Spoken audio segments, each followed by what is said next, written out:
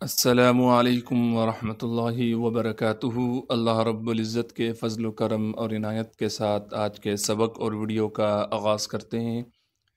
جیسے کہ ہمارے دیکھنے والے ویورز کو معلوم ہے کہ الحمدللہ ہم نے قرآن مجید کا سپارہ جس کا نام تبارک الذی ہے شروع کیا ہوا ہے، اور تبارک الذی کی پچھلی ویڈیو میں ہم نے سورۃ القیامہ الحمدللہ مکمل کر لی تھی۔ آج سورۃ القیامہ سے اگلی سورۃ الدہر کا ہم ابتدا کریں گے۔ سبق کے ابتدا سے پہلے اعوذ باللہ اور بسم اللہ پڑھ لیتے ہیں۔ اعوذ باللہ من الشیطان الرجیم۔ سورۃ الدہر مدنیہ۔ بسم اللہ الرحمن الرحیم۔ هل اتی، ہاں کو صاف کر کے گلے سے نکالیں گے، گلے کا وہ حصہ جو سینے کی جانب ہے۔ ہاں کو لام سے ملائیں گے اس لیے کہ لام ساکن ہے۔ حمزہ کو بغیر کھینچے پڑھنا ہے، بغیر جھٹکے کے پڑھیں گے۔ تا پر کڑا زبر ہونے کی وجہ سے تا کو ایک الف کے مقدار کھینچیں گے۔ هل اتی علی الانسان، عین کو صاف کر کے گلے سے نکالیں گے، اس لام کو دوسرے لام سے ملانا ہے اس لیے کہ دوسرا لام ساکن ہے۔ لام کے بعد الف موجود ہے لیکن یہ الف نہیں رہی، اب اس کے نیچے زیر آنے کی وجہ سے یہ حمزہ بن گیا ہے۔ حمزہ کو ہم نون ساکن سے ملائیں گے اس لیے کہ نون ساکن ہے، اور نون میں اخفا یعنی غنہ کریں گے۔ سین کی سیٹی آواز صاف نکال کر ادا کریں گے۔ سین کے بعد الف مدہ ہونے کی وجہ سے سین کو ایک الف کی مقدار کھینچیں گے۔ هل اتی علی الانسان حین من الدہر، ہاں کو صاف کر کے گلے سے نکالنا ہے۔ ہاں کو آگے یا مدہ سے ملا دیں گے، یا مدہ ساکن ہے، یا مدہ ہونے کی وجہ سے ہاں کو ایک الف کے مقدار کھینچیں گے۔ نون کو ہم نے میم سے ملانا ہے غنہ کے ساتھ، میم کو بغیر کھینچے پڑھیں گے۔ نون کو آگے دال سے ملائیں گے اس لیے کہ دال پر تشدید ہے۔ دال سے پہلے الف لام موجود ہے، ان دونوں حرفوں کو ہم نہیں پڑھیں گے۔ دال پر تشدید ہونے کی وجہ سے تھوڑا سا ٹھہراؤ رکھیں گے، اور دال کو آگے ہا ساکن سے ملا دیں گے۔ را کے نیچے زیر ہونے کی وجہ سے را کو باریک کر کے پڑھیں گے۔ هل اتی علی الانسان حین من الدہر لم یکن شیئا مذکورا، لام کو میم سے ملانا ہے بغیر غنے کے اس لیے کہ میم ساکن ہے، لام کو میم سے اس لیے ملائیں گے۔ یا کو بغیر کھینچے پڑھیں گے۔ کاف کو نون سے ملانا ہے، کاف نون پیش کن، نون پر اخفا یعنی غنہ کیا جائے گا۔ شین کی آواز کو صاف کر کے ادا کریں گے، شین کو آگے یا ساکن سے ملا دیں گے۔ حمزہ کو پھر ہم نے میم سے ملانا ہے غنہ کے ساتھ، میم کو آگے ذال سے ملائیں گے کیونکہ ذال ساکن ہے، ذال کو نرم کر کے باریک کر کے ادا کرنا ہے۔ کاف کو آگے واو مدہ سے ملانا ہے، واو مدہ ہونے کی وجہ سے کاف کو ایک الف کے مقدار کھینچیں گے۔ را پر جب وقف کریں گے پھر را کو ایک الف کے مقدار کھینچیں گے اور را کو موٹا کر کے پڑھنا ہے۔ هل اتی علی الانسان حین من الدہر لم یکن شیئا مذکورا، چلتے ہیں اگلے صفحے کی طرف۔ اِنَّا خَلَقْنَا الْإِنسَانَ،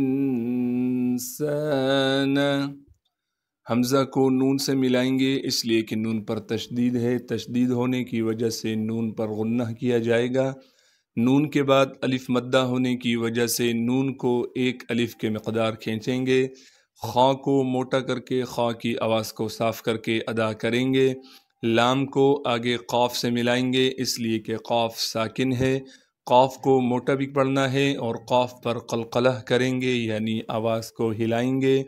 نون کے بعد آگے لام ساکن ہے اس لیے نون کو لام ساکن سے ملا دیں گے۔ لام کے بعد حمزہ کو نون سے ملانا ہے غنہ کے ساتھ یعنی اس پر ہم اخفا کریں گے۔ اِنَّا خَلَقْنَا الْإِنسَانَ مِن نُطْفَةٍ أَمْشَاجٍ، میم کو نون سے ملائیں گے اس لیے کہ نون پر تشدید ہے، اس نون کو ہم اس نون میں چھپا دیں گے۔ ادغام کے قاعدے سے نون ساکن کے بعد حروف یرملون میں سے نون آ گئی ہے، لہٰذا اس نون کو ہم چھپا دیں گے اس نون میں، لہٰذا میم کو ہم اس نون سے ملائیں گے غنہ کے ساتھ، پھر اس نون کو آگے طا ساکن سے ملا دیں گے کیونکہ طا ساکن ہے، طا میں قلقلہ کیا جائے گا اور طا کو موٹا کر کے پڑھیں گے۔ فا کو بغیر کھینچے پڑھنا ہے، تا پر غنہ نہیں کریں گے۔ اِنَّا خَلَقْنَا الْإِنسَانَ مِن نُطْفَةٍ أَمْشَاجٍ،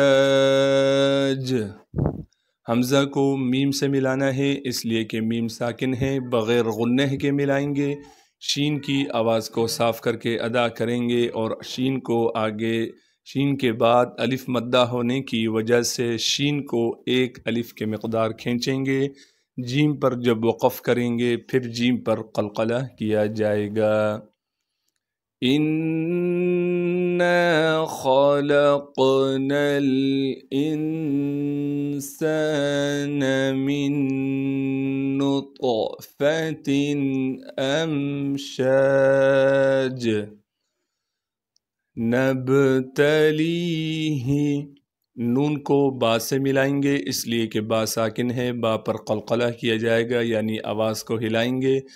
تا کو باریک کر کے پڑھنا ہے، لام کو آگے یا مدہ سے ملا دیں گے، یا مدہ ہونے کی وجہ سے لام کو ایک الف کے مقدار کھینچیں گے، ہا کو صاف کر کے گلے سے نکالنا ہے، گلے کا وہ حصہ جو سینے کی جانب ہے۔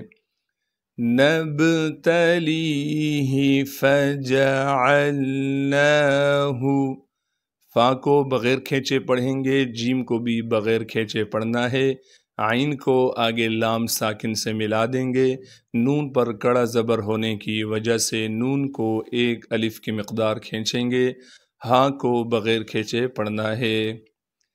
نَبْتَلِيهِ فَجَعَلْنَاهُ سَمِيعًا بَصِيرًا، سین کی سیٹی کو صاف کر کے ادا کریں گے، میم کو آگے یا مدہ سے ملا دیں گے، یا مدہ ہونے کی وجہ سے میم کو ایک الف کے مقدار کھینچیں گے، عین کے بعد آپ دیکھ رہے ہیں چھوٹی سی میم ہے، لہٰذا عین پر جو تنوین ہے اسے ہم اس میم سے بدل دیں گے، یعنی اس دو زبر کو ہم نہیں پڑھیں گے بلکہ اس کی جگہ عین کے بعد میم کو پڑھیں گے، پھر میم کو ہم آگے با سے ملا دیں گے غنہ کے ساتھ، صاد کو موٹا کر کے پڑھنا ہے اور صاد کو آگے یا مدہ سے ملا دیں گے، یا مدہ ہونے کی وجہ سے صاد کو ایک الف کے مقدار کھینچیں گے، صاد کو موٹا بھی کر کے پڑھیں گے اور صاد میں سیٹی بھی ادا کریں گے، را پر زبر ہونے کی وجہ سے را کو موٹا کر کے پڑھیں گے اور را کو ایک الف کے مقدار کھینچیں گے۔ نبتليه فجعلناه سميعا بصيرا صدق اللہ العظیم۔ جزاک اللہ خیرہ۔ آج کے سبق اور ویڈیو کا اختتام ہوا چاہتا ہے۔ اللہ رب العزت سے دعا ہے جو آج پڑھا سنا گیا ہے اپنی بارگاہ رحمت میں قبول و منظور فرمائے۔ السلام علیکم ورحمۃ اللہ وبرکاتہ۔ اللہ حافظ۔